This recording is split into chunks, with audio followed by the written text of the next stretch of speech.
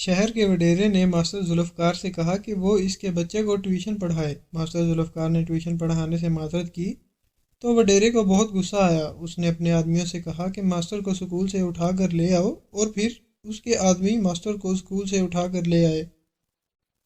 تب اس نے گاؤں کے ایک پرانے درخت کے ساتھ ماسٹر کو باندھا اور تمام گاؤں والوں سے کہا کہ ایک ایک کر کے ماسٹر کے سر میں جوتے مارو۔ ایک ایک کر کے سارے گاؤں والے ہاتھ میں جوتے لیے ماسٹر صاحب کے پاس آئے اور اس کے سر میں جوتے مار کر آگے آگے چلتے جاتے، حتیٰ کہ وڈیرے کے نالائق بیٹے نے بھی اپنے استاد کے سر میں جوتے مارے۔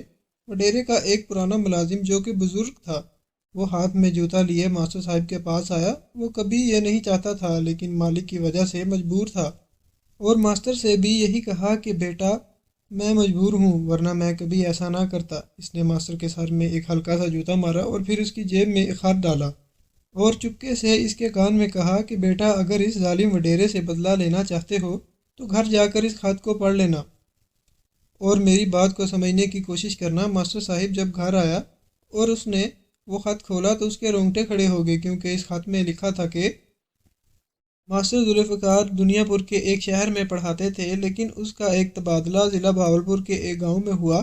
یہ گاؤں شہر سے تقریباً 40 کلومیٹر کے فاصلے پر تھا، مگر ذوالفقار کو اس میں کوئی مسئلہ نہیں تھا، وہ خوش تھے۔ ذوالفقار کے والد صاحب نے جب یہ سنا تو کہا بیٹا لوگوں کی تو یہی خواہش ہوتی ہے کہ وہ اپنا تبادلہ شہر میں کروائیں، اور تم شہر سے اور اپنے گھر سے دور جانے کی کوشش کر رہے ہو، آنے جانے میں بھی مسئلہ ہوگا، 100 قسم کے مسائل ہوتے ہیں، کیا تم دماغی طور پر تیار ہو ایسے علاقے میں جانے کے لیے؟ اس پر ذوالفقار نے کہا ابا جان شہر میں بچوں کو کافی سپورٹ حاصل ہوتی ہے، تعلیم کا معیار کافی بہتر ہے، رہی صحیح کسر ٹیوشنز اور اکیڈمی کی مدد سے ہو جاتی ہے، جبکہ گاؤں میں نے پڑھا بھی ہے اور میرے ایک دوست نے مجھے بتایا ہے کہ گاؤں میں بچوں کی تعلیم کے کافی ایشوز ہوتے ہیں۔ میری بھی یہی خواہش تھی کہ کسی طرح میں گاؤں میں چلا جاؤں اور اپنی طرف سے پوری کوشش کروں کہ اس تعلیمی معیار کو بہتر بنا سکوں۔ اگر مجھے آپ اجازت دیں تو میں وہاں چلا جاؤں گا، لیکن اگر آپ کی اس میں رضامندی شامل نہیں تو پھر میں آپ سے دور نہیں جا سکتا۔ میں روز گھر واپس آنے کی کوشش کروں گا، لیکن فاصلہ کچھ زیادہ ہے تو ہو سکتا ہے مجھے وہاں رہائش بھی رکھنی پڑ جائے۔ اس پر ماسٹر ذوالفقار کے والد نے کہا کہ بیٹا اس نیک کام میں تمہارے ساتھ ہوں، اگر تمہاری نیت اچھی ہے تو انشاءاللہ تمہاری منزل بھی آسان ہوگی، کیونکہ اگر نیت ٹھیک ہو تو منزل میں آسانی ہو جاتی ہے۔ ذوالفقار صاحب نے اپنا مختصر سا سامان لیا اور گاؤں کی طرف روانہ ہو گیا۔ گاؤں میں یہ ایک مڈل سکول تھا جو کہ خستہ حالت میں چل رہا تھا۔ اس سے پہلے وہاں 3 ٹیچر پڑھا رہے تھے، اور جب ذوالفقار صاحب نے وہاں جوائننگ کی تو وہ حیران ہوئے اور یہ سوچنے لگے کہ ہماری یہی کوشش ہے کہ ہمارا تبادلہ کس طرح شہر میں ہو جائے، اور یہ صاحب شہر کو چھوڑ کر دور دراز گاؤں کے اس علاقے میں آ چکا ہے جہاں پر جانور رہنا بھی پسند نہیں کرتے۔ گاؤں کے لوگ سہمے ہوئے تھے اور ان کے بچے بھی اپنے بڑوں کو دیکھتے ہوئے غلامی کی زنجیر میں بندھے ہوئے تھے۔ اس گاؤں کا ایک وڈیرا تھا جس کا نام چودھری عابد حسین تھا۔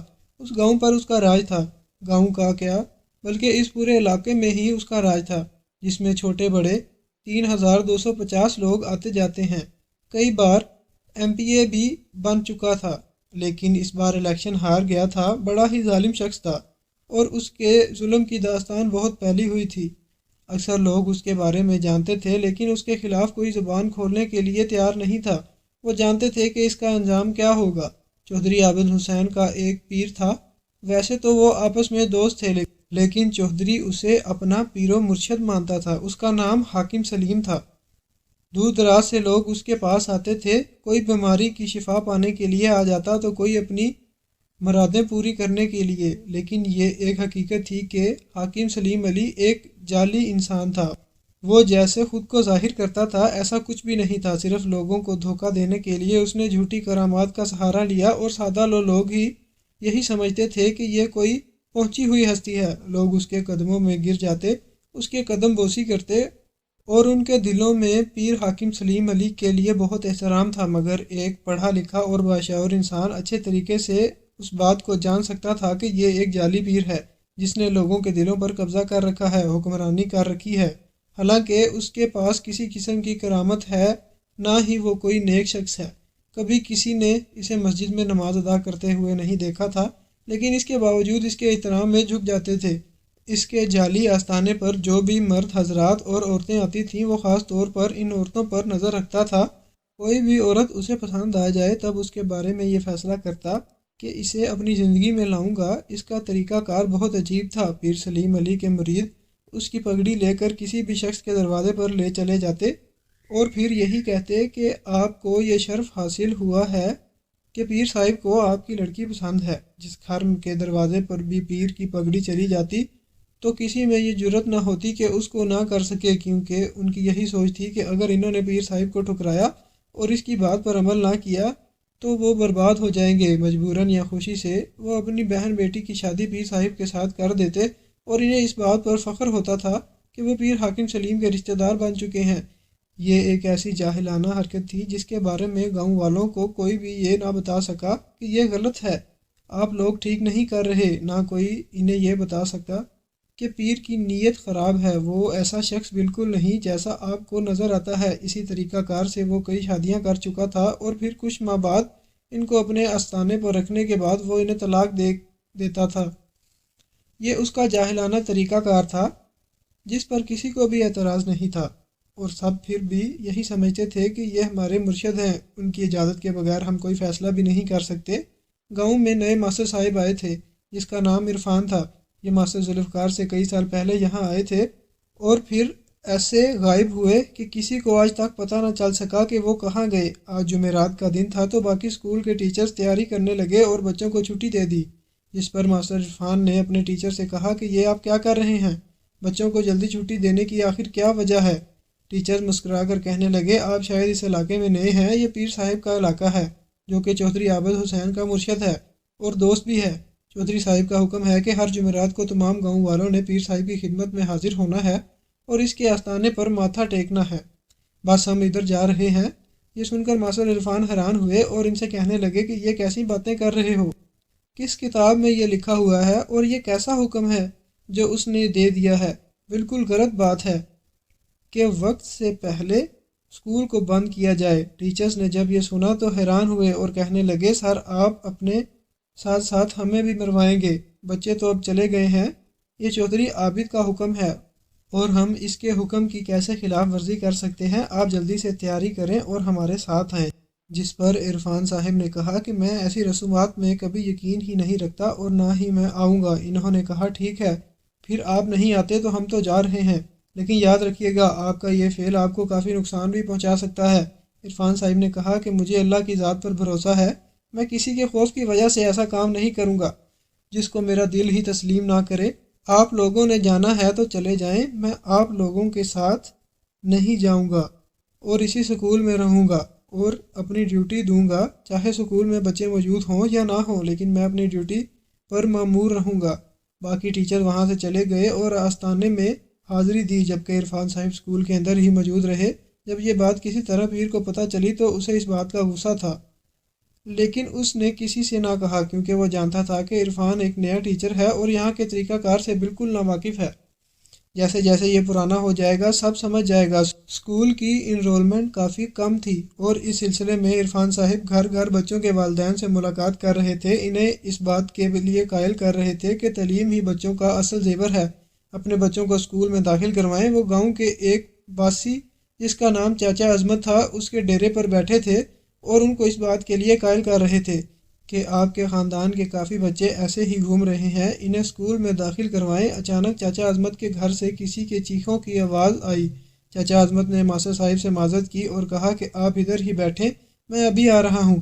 یہ چیخیں چاچا عظمت کی بیٹی علیشہ کی تھیں جسے مرگی کے دورے پڑتے تھے، لیکن وہ یہی سمجھتے تھے کہ ان پر اسیب ہے۔ ماسٹر صاحب نے دیکھا کہ لڑکی زمین پر لیٹی ہوئی ہے اور اسے مرگی کا دورہ پڑا ہوا ہے۔ تھوڑی دیر بعد جب علیشہ کی طبیعت بحال ہوئی تب چاچا عظمت آئے اور کہا کہ میں معذرت کرتا ہوں، میری بیٹی پر اسیب کا سایہ ہے، پیر صاحب کے پاس اسے لے جاؤں گا تاکہ یہ معاملہ حل ہو جائے۔ اس گاؤں کا ہر باسی پیر صاحب کو اپنا مرشد سمجھتا ہے اور اس معاملے میں ہمیں امید ہے کہ پیر صاحب ہم سے تعاون ضرور کریں گے۔ جب ماسٹر صاحب نے یہ بات سنی تو چاچا عظمت سے کہا کہ آپ کیسی بات کر رہے ہیں؟ آپ اپنی بیٹی کو اس آستانے پر نہ لے جائیں، اسے ہسپتال میں لے جائیں، شہر میں اس کا علاج کروائیں۔ آپ کی بیٹی پر اسیب کا کسی قسم کا کوئی سایہ نہیں بلکہ اسے مرگی کا دورہ پڑتا ہے، اس کا علاج ممکن ہے۔ میں ایک اچھے ڈاکٹر کو جانتا ہوں، کل ہی آپ میرے ساتھ چلیں اور ہم علیشہ کا علاج کروائیں گے۔ مگر چچا عظمت نے کہا کہ ماسٹر صاحب آپ کیسی باتیں کر رہے ہیں؟ مرشد ہمارے سب کچھ ہیں اور ہم اس کی اجازت کے بغیر اپنی بیٹی کا علاج شہر میں کیسے کروا سکتے ہیں؟ حالانکہ گاؤں کے کسی شخص نے ایسا کام نہیں کیا۔ پیر سلیم علی کے ہاتھ میں شفا ہے اور ہماری بیٹی ٹھیک ہو جائے گی۔ ماسٹر عرفان صاحب حیران ہوئے۔ اس نے بہت کوشش کی کہ کسی طرح چچا عظمت کو قائل کر سکے، لیکن وہ کسی بات کو سننے کو تیار ہی نہیں تھا۔ وہ اپنی بیوی کے ساتھ اپنی بیٹی علیشہ کو پیر صاحب کے استانے پر لے گیا۔ پیر صاحب نے جیسے ہی علیشہ کو دیکھا تو اس کے اندر کی ہوس جاگ چکی تھی۔ اس نے اپنی طرف سے لڑکی پر دم کیا اور کہا کہ یہ بالکل ٹھیک ہو جائے گی، بس اب تم اپنی بیٹی کو گھر لے جاؤ، اور کچھ دیر بعد میرے کچھ مرید آپ کے دروازے پر آئیں گے، ان کی بات غور سے سننا اور وہ جیسا کہیں اس پر عمل ضرور کرنا۔ اگر اپنی بیٹی کی سلامتی چاہتے ہو تو چچا عظمت اپنی بیٹی کو لے کر گھر واپس آیا۔ تھوڑی ہی دیر گزری تھی کہ پیر صاحب کی پگڑی چچا عظمت کے دروازے پر پہنچ گئی۔ چچا عظمت گھر سے باہر نکلے تو انہوں نے کہا کہ مبارک ہو، اس بار آپ کے گھر کو پیر صاحب نے چنا ہے۔ آپ کی بیٹی قسمت والی ہے کہ اب ہمیشہ کے لیے پیر صاحب کے آستانے پر رہے گی۔ یہ سن کر علیشہ کی جاہل ماں تو بہت خوش ہوئی، لیکن چچا عظمت تھوڑے پریشان ہو گئے۔ وہ کہنے لگے یہ تو ہماری خوش قسمتی ہے کہ پیر صاحب نے ہمارے غریب خانے کو اس قابل سمجھا کہ اپنی پگڑی ادھر بھیجی، لیکن میری بیٹی تو آدھی پاگل ہے، یہ بیمار بھی ہے، یہ تو پیر صاحب کے کسی قابل نہیں۔ جس پر وہ یہی کہہ رہے تھے کہ ایک بار جو پیر صاحب کے پاس آ گیا تو وہ سمجھو شفا پا گیا۔ آپ اپنی بیٹی کے بارے میں پریشان مت ہوں اور تیاری کریں۔ اپنی بیٹی کی شادی کے لیے ہم 2 دن بعد ہی بارات لے کر آ جائیں گے۔ بارات کا طریقہ کار بھی یہی ہوتا تھا کہ پیر صاحب کی پگڑی کو ایک بڑی سی کرسی پر لایا جاتا اور ساتھ ڈھول بجانے والے اور شہنائیاں بجانے والے ہوتے تھے، جیسے کہ دلہا ساتھ آیا ہے۔ سکول کے پاس سے ماسٹر عرفان نے دیکھا یہ بہت سارے لوگ ڈھول کے تاب پر ناچ رہے تھے۔ اس نے دیکھا کہ ایک بڑی سی کرسی پر کسی کی پگڑی ہے۔ ماسٹر عرفان نے اپنے دوست سے پوچھا کہ یہ کیا معاملہ ہے؟ ٹیچر صاحب نے اسے بتایا کہ بھائی یہ پیر صاحب کی پگڑی جا رہی ہے شاید کسی کے گھر پر، اور پھر یہ لوگ دلہن کو گھر سے لے جائیں گے اور وہ پیر صاحب کی بیوی بن جائے گی۔ یہ سن کر اس کے رونگٹے کھڑے ہو گئے۔ عرفان ماسٹر اسکول سے باہر آئے اور اس بارات کے پیچھے جانے لگے۔ وہ یہ دیکھنا چاہ رہے تھے کہ یہ آخر پیر صاحب کی پگڑی کس کے دروازے پر جاتی ہے، لیکن جب اس نے دیکھا کہ پیر صاحب کی پگڑی تو چچا عظمت کے دروازے پر ہی آ چکی ہے تو اس کی پریشانی میں اضافہ ہوا۔ یہ بات اچھی طرح جانتے تھے کہ ماسٹر کے 3 بیٹے تو اسکول میں پڑھتے ہیں اور ایک ہی اس کی بیٹی ہے علیشہ۔ کیا یہ علیشہ کے لیے پگڑی آئی ہے؟ اگر ایسی بات ہے تو یہ بہت بڑا ظلم ہے۔ وہ بیچاری 15 سال کی بچی ہے اور یہ ظالم شخص اس لڑکی سے شادی کرنا چاہتا ہے جو کہ پہلے ہی بیمار ہے۔ بارات باہر تھی اور وہ چچا عظمت کا انتظار کر رہے تھے۔ جیسے ہی عظمت باہر آئے تو ماسٹر عرفان نے کہا کہ یہ تم کیا کر رہے ہو؟ اپنی بیٹی پر اتنا بڑا ظلم، اسے پیر کے حوالے کر رہے ہو، حالانکہ وہ شخص ظالم ہے۔ عظمت چچا نے اس سے کہا کہ ماسٹر صاحب میں آپ کی بات کی عزت کرتا ہوں، آپ اس گاؤں میں بچوں کو پڑھاتے ہیں، لیکن اگر آپ استاد نہ ہوتے تو میں اس وقت آپ کا منہ توڑ دیتا۔ آپ ہمیں پریشان نہ کریں، اپنے کام سے کام رکھیں اور جیسا میں کر رہا ہوں مجھے کرنے دیں۔ اس گاؤں میں کبھی پیر صاحب کی پگڑی واپس نہیں گئی، اور اگر کسی کی پگڑی خالی واپس چلی جائے اس کا انجام پھر ویسا ہی ہوگا جیسا صدیق کا ہوا تھا۔ اس نے پیر صاحب کی پگڑی کی قدر نہ کی اور اسے خالی بیچ دیا تھا، تو پھر کیا ہوا شاید آپ نہیں جانتے۔ آپ اس وقت یہاں نہیں تھے جب صدیق کے گھر کو آگ لگا دی تھی، اور آج تک یہ پتہ نہیں چل سکا کہ سوئی ہوئی حالت میں ان کو آگ کس نے لگائی تھی۔ بیچارے کا پورا خاندان تباہ ہو گیا، اور آپ مجھے ایسی باتیں سنا رہے ہیں۔ خدا کا خوف کیجیے، ہماری جان کے دشمن تو نہ بنے۔ بہتری اسی میں ہے کہ آپ اسی وقت یہاں سے چلے جائیں، ورنہ آپ بھی خواہ مخواہ مارے جائیں گے۔ یہ سن کر ماسٹر عرفان کو بہت غصہ آیا۔ اس نے چاچا عظمت سے تو کسی قسم کی بحث نہ کی، لیکن اب وہ اس لڑکی کے لیے لڑنا چاہتا تھا۔ وہ ایک نوجوان لڑکی پر ظلم نہیں ہوتا دیکھ سکتا تھا، لہذا قریبی پولیس اسٹیشن گیا۔ ایک موٹا سا تھانے دار وہاں بیٹھا تھا، جس پر اس نے پیر صاحب کی شکایت کرتے ہوئے کہا کہ اس نے ایک نوجوان لڑکی کو اغوا کیا اور اسے شادی کرنے جا رہا ہے، حالانکہ اس میں نہ اس لڑکی کی مرضی ہے نہ ہی اس کے والدین کی، لیکن اس کے والدین اس جعلی پیر کے شر کی وجہ سے خاموش ہیں اور اپنی بچی اس کے حوالے کر رہے ہیں۔ آپ کو اس پیر کے خلاف ایکشن لینا پڑے گا۔ ماسٹر عرفان کی یہ بات سن کر تھانے دار اس کی طرف دیکھنے لگا، پھر اس نے اپنی جیب سے فون نکالا اور پیر کے کسی نمبر پر کال کی۔ تھانے دار نے ماسٹر صاحب کو تسلی دی کہ آپ کا کام ہو جائے گا، بس مجھے ایک کال کرنے دیجیے۔ پھر اس نے پیر کے ایک خاص مریض کو کال کی اور کہا کہ ایک شخص میرے پاس آیا ہے پیر صاحب کے خلاف شکایت لے کر، اور کہہ رہا ہے کہ پیر صاحب نے ایک نوجوان لڑکی کو اغوا کیا ہے اور زبردستی اس کے ساتھ شادی کرنے جا رہے ہیں۔ اب آپ ہی بتائیں کہ ہم آپ لوگوں کے خلاف کارروائی کریں یا نہ کریں؟ پیر سلیم علی کے خاص مریض نے کہا کہ اس شخص نے درست فرمایا ہے، لہٰذا آپ پہلے تو اس کی خدمت کریں کیونکہ وہ ہمارے مہمان ہیں، اور خدمت کے لیے آپ عابد صاحب سے رابطہ کریں۔ تھانے دار نے نمبر بند کیا اور پھر عابد صاحب کو کال کی اور کہا کہ پیر صاحب کا ایک خاص مہمان ہمارے پاس پیر کی شکایت لے کر آیا ہے، اب ہمیں کیا کرنا چاہیے؟ اسے آپ کے پاس بھیجے یا اسے لے کر ہم آپ کے پاس خود آ جائیں؟ چودھری عابد حسین نے کہا کہ اسے میرے پاس بھیج دو۔ پولیس کے کچھ آدمیوں نے گاڑی سٹارٹ کی، ماسٹر صاحب کو گاڑی میں بٹھایا اور کہا چلیں پھر ہم بھی دیکھتے ہیں کہ پیر صاحب نے کس لڑکی کو اغوا کیا ہے، اگر وہ موقع پر پکڑے جاتے تو ہم ان کے خلاف کارروائی ضرور کریں گے۔ پھر ماسٹر صاحب کو اپنی گاڑی میں بٹھا کر سیدھا چودھری عابد حسین کے ڈیرے پر لے آئے۔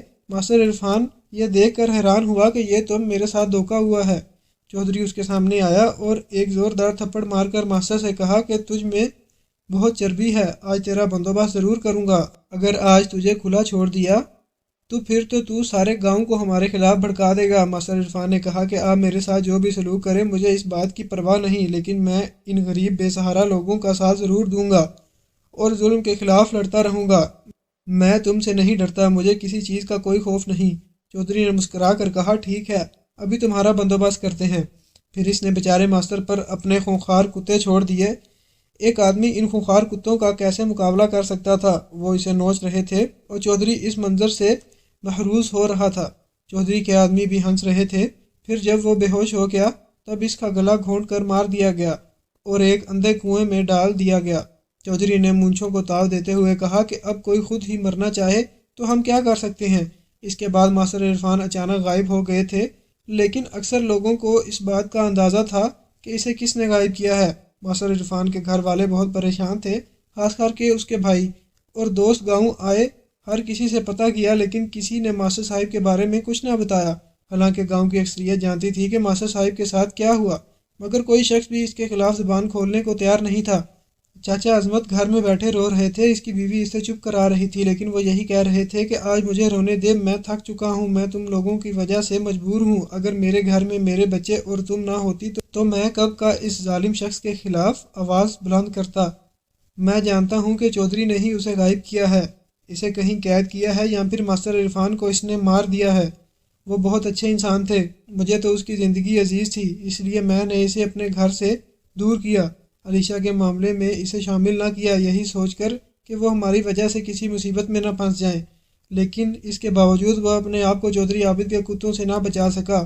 اس کے باپ کی بھی یہی عادت تھی کہ وہ اپنے خونخوار کتے ملازموں پر یا اپنے دشمنوں پر چھوڑ دیتا تھا، اور اپنے باپ کی پیروی کرتے ہوئے چودھری عابد بھی یہی کر رہا ہے۔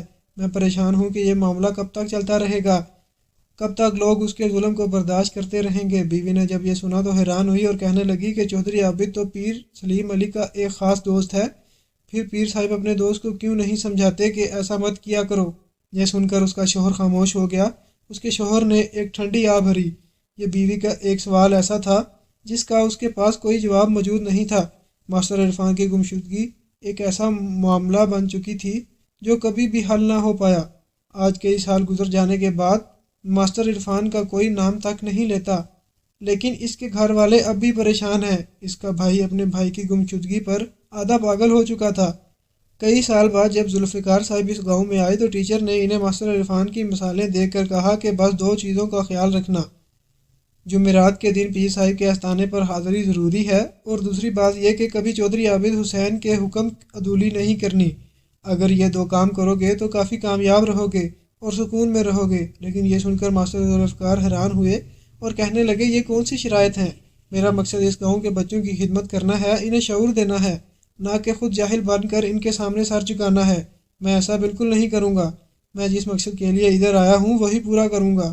جمعرات کے دن جلدی چھٹی ہوئی تو اس نے چیف ایجوکیشن آفیسر کی شکایت لگائی کہ سر یہاں جمعرات کے دن محض ایک وڈیرے کے حکم پر جلدی چھٹی دی جاتی ہے اور سارے ٹیچر یہاں کوئی بھی اس کے خلاف ایکشن لینے کو تیار نہیں۔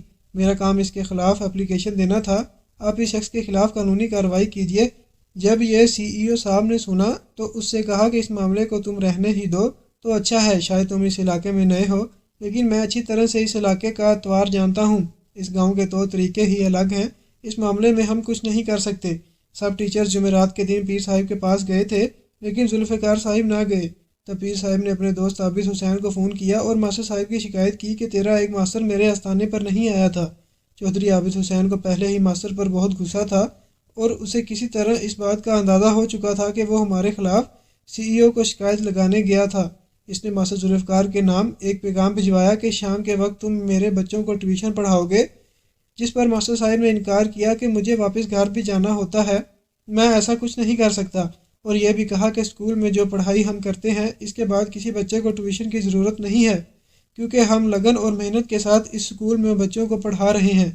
چودھری کے بچے شہر میں پڑھتے تھے اور ٹیوشن کے لیے وہ ماسٹر پر زور دے رہا تھا، اور ماسٹر ذوالفقار کی یہی ڈیمانڈ تھی کہ آپ اپنے بچوں کو شہر کی بجائے ادھر ہمارے اسکول میں ہی داخل کروائیں تو بچوں میں کافی بہتری آئے گی۔ چودھری کو اس بات کا غصہ تھا کہ یہ ایک بہانہ تھا، وہ جانتا تھا کہ کسی صورت ماسٹر میرے بچوں کو ٹیوشن نہیں پڑھائے گا، لہذا اس کے خلاف ایکشن لینے سے پہلے میرے پاس کوئی مضبوط بہانہ تو ہونا چاہیے۔ اس نے اپنے بندے اسکول میں بھیجے، اسکول میں پڑھائی جاری تھی، جبکہ تمام طالب علموں کے سامنے ہی ماسٹر ذوالفقار کو تشدد کرتے ہوئے وہاں سے لے گئے۔ اسکول کے تمام ٹیچر اور بچے سہمے ہوئے تھے اور ان گنڈوں کے خلاف کوئی بھی آواز بلند نہ کر سکا۔ ماسٹر کو پکڑ کر ایک گاؤں کے پرانے سے درخت کے ساتھ باندھ دیا اور تمام گاؤں والوں کو جمع کیا اور ان کو حکم دیا کہ ایک ایک کر کے سب اس ماسٹر کے سر پر جوتے مارو، کیونکہ اس نے میری حکم عزولی کی ہے۔ اور کچھ لوگوں نے تو خوشی سے، لیکن کچھ نے مجبوری کی حالت میں ایک ایک کر کے ماسٹر کے سر میں جوتے مارے، حتیٰ کہ اس نے اپنے نالائق بیٹے کو بھی حکم دیا اور وہ بیٹا خوشی خوشی ماسٹر کو جوتے مارنے لگا۔ اس کے بعد ایک ایک کر کے سارے اسے جوتے مارنے لگے۔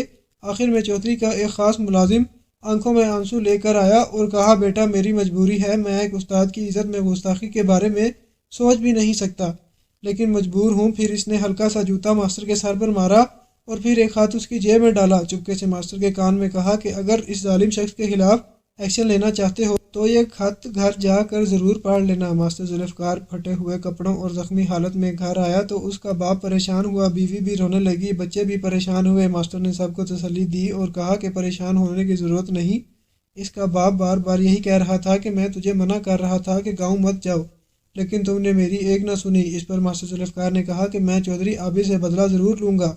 چودھری عابد کا نام سنتے ہی اس کے والد کے رونگٹے کھڑے ہو گئے۔ ماسٹر کے والد نے بتایا کہ بیٹا تو مجھ سے ہر وقت پوچھتا تھا کہ ابا تیری آدھی ناک کیوں نہیں ہے؟ بیٹا اس چودھری نے میرا ناک کٹوا دیا تھا، اس وقت تو پیدا ہی نہیں ہوا تھا، میں بھی اس کے ظلم کا ستایا ہوا تھا، لہٰذا گاؤں چھوڑ کر ادھر شہر آباد ہو گیا۔ یہ تیری ماں کے ساتھ شادی کرنا چاہتا تھا، لیکن جب تمہاری ماں نے مجھ سے شادی کی تب اس نے مجھے بہت مارا اور میرا ناک خنجر سے کاٹ دیا۔ ماسٹر صاحب غصے سے کانپنے لگے تھے۔ اس نے جیب سے وہ خط نکالا اور پھر پڑھنا شروع کیا۔ اس میں یہی لکھا تھا کہ چودھری کی حویلی میں ایک کنواں ہے جو کہ لاشوں سے بھرا پڑا ہے، ماسٹر عرفان کی لاش بھی ادھر ہی ہے، اور جو اس کے خلاف بولتا ہے انہیں یہ کاٹ کر کنویں میں پھینک دیتا ہے۔